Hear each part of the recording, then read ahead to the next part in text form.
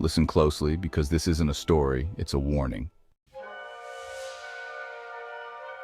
There's a place, a town not on any map, tucked away in a corner of the world so secret it barely exists.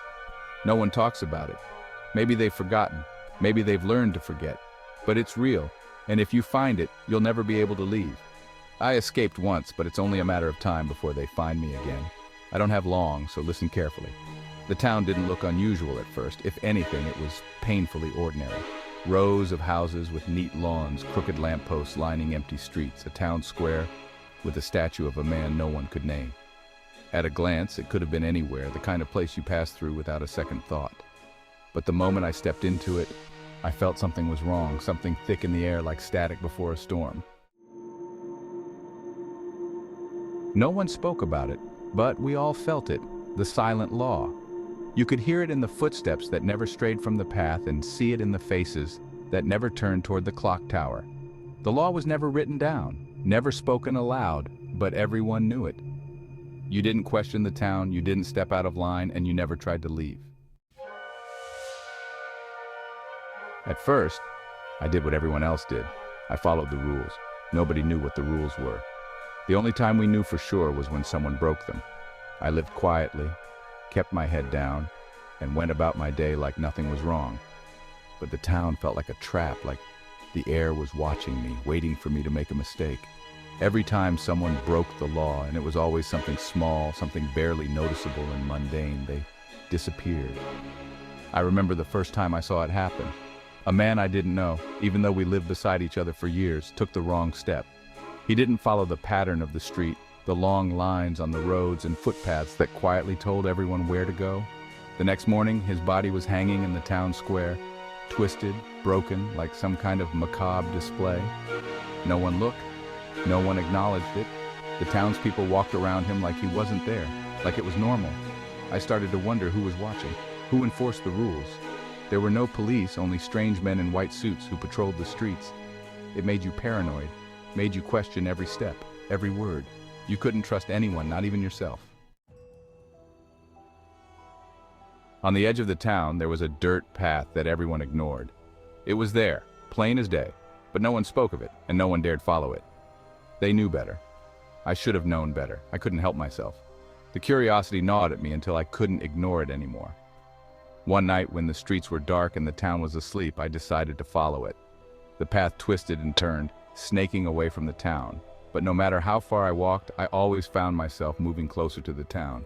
The further I went, the more I felt the town pulling me back, like a black hole dragging me toward its center. The road kept bending in on itself, leading me in circles until finally, I ended up right where I started. That's when I knew there was no leaving. The town was alive, and it didn't want me to go. The next day, someone else vanished. A woman this time. She'd broken another rule, whispered something forbidden, something about leaving, and by morning she was gone. But this time, there was no trace of a body, just her empty house, as if she'd never existed at all. The town knew I was defying it. I could feel it watching me.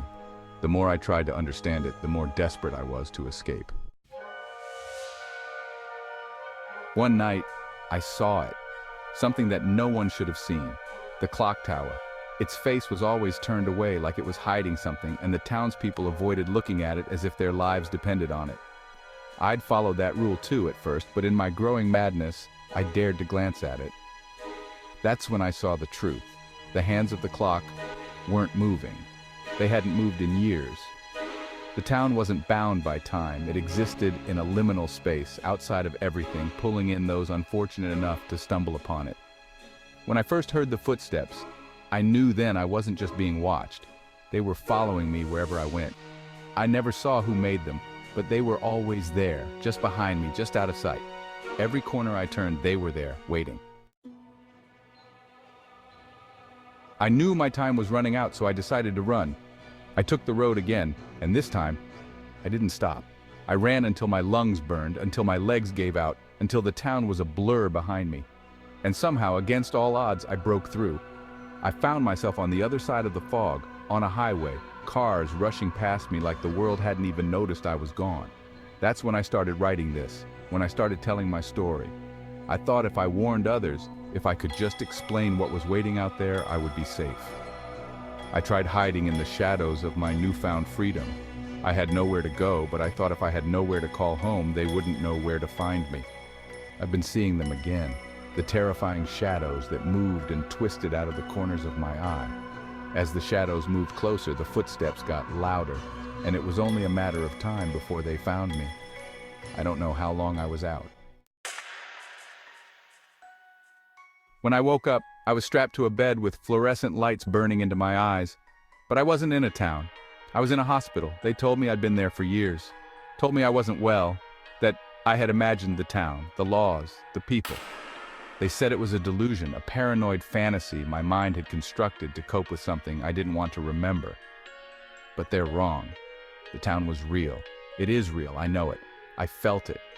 They tried to explain it away. They said the people I saw weren't townsfolk but other patients. The man who was hanging in the streets had managed to escape his room and hanged himself in the common room. The woman who vanished was old and got moved to a more comfortable place. They told me the clocktower was the hospital's old broken clock stuck at the same time for years. The road I walked was just a hall leading to the hospital exit. The doctors tried to calm me. They said it's part of my recovery, that my mind is healing, but it's not. They don't understand. They can't. Because the hospital is just another version of the town. The rules are still there, hidden in the routines they force me to follow. The treatments, the schedules, the silence, it's all the same. It's just wearing a different face. I can hear them again. The footsteps slow and steady coming down the street. They're getting closer. I know what's coming next. For more spooky stories, please follow, like, share, and subscribe.